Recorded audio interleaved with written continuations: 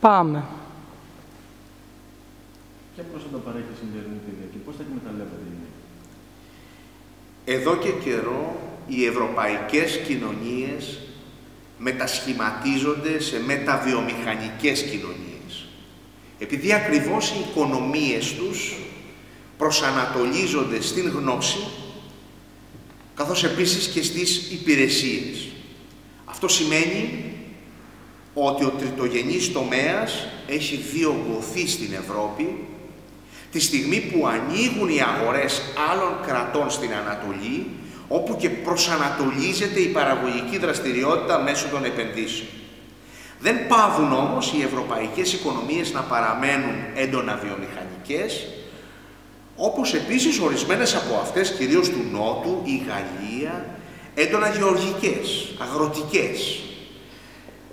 Όπως επίσης, η Ελλάδα είναι ένα χαρακτηριστικό παράδειγμα, να δημιουργούνται ακόμη μεγάλα έργα υποδομών στην Ευρώπη που απαιτούν εργατικά χέρια.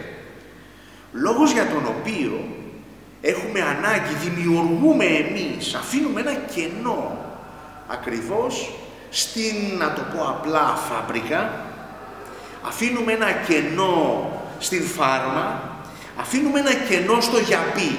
Εσείς οι νέοι όμως δεν πρόκειται με τα προσόντα τα αυξημένα που βγαίνετε στην αγορά εργασίας να δουλέψετε αύριο, δεν είναι, αποτελεί φιλοδοξία σας. Οι προσλαμβάνουσες παραστάσεις που έχετε δεν το επιτρέπουν, είτε στη φάμπρικα, είτε στο γιαπί, είτε στη φάρμα. Εκεί λοιπόν προσελκύουμε μετανάστες από τρίτες χώρες, χαμηλή εργατική δύναμη, που έρχεται για να πληρώσει το κενό της ευρωπαϊκής νεολαίας που κατευθύνεται ακριβώς για να αναπτύξει τις δεξιότητές της στην κοινωνία, στην οικονομία της γνώσης και των υπηρεσιών. Εδώ υπάρχει ένα αυξημένο καθήκον των χωρών και των εκπαιδευτικών συστημάτων να προετοιμάσει κατάλληλα τους νέους που δεν θα μπορούν όλοι να απορροφηθούν. Για παράδειγμα, οι γιατροί στη χώρα μας. Αδυνατούμε να απορροφήσουμε όλους τους γιατρούς στη χώρα μας. Αυτό σημαίνει ότι θα πρέπει να κλείσουμε τις ιατρικές σχολές τη στιγμή που μπορούμε να τροφοδοτήσουμε την Ευρώπη με γιατρούς.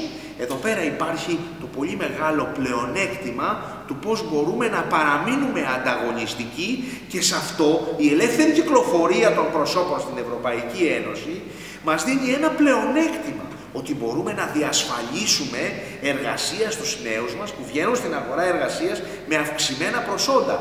Το αντίστοιχο καθήκον έχει η Ευρωπαϊκή Ένωση να αναζητήσει στον κόσμο, διαπραγματευόμενη με τους άλλους εταίρους της στο διεθνές οικονομικό σύστημα, ζητώντας από αυτούς να ανοίξουν τις αγορές των υπηρεσιών στους δικούς μας νέους, στους δικούς μας παρόχους υπηρεσιών, όταν αυτοί βεβαίως, και εδώ πρέπει να δώσουμε κάποιο αντάλλαγμα, μας ζητάνε άλλα πράγματα, μας ζητάνε να καταργήσουμε για παράδειγμα τις αγροτικές επιδοτήσεις, μας ζητάνε να ανοίξουμε τις αγορές μας στα δικά τους βιομηχανικά προϊόντα, τα οποία παράγονται πολύ πιο φθηνά.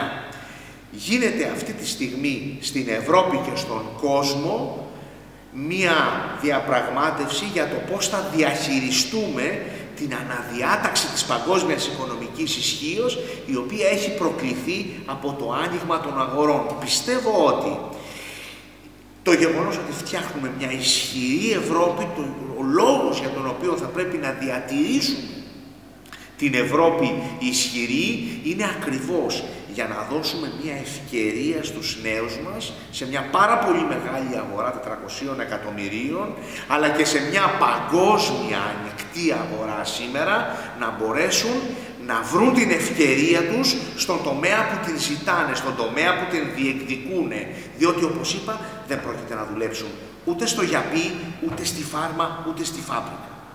Στην Ευρώπη δηλαδή διεκδικούμε μόνο εργασία.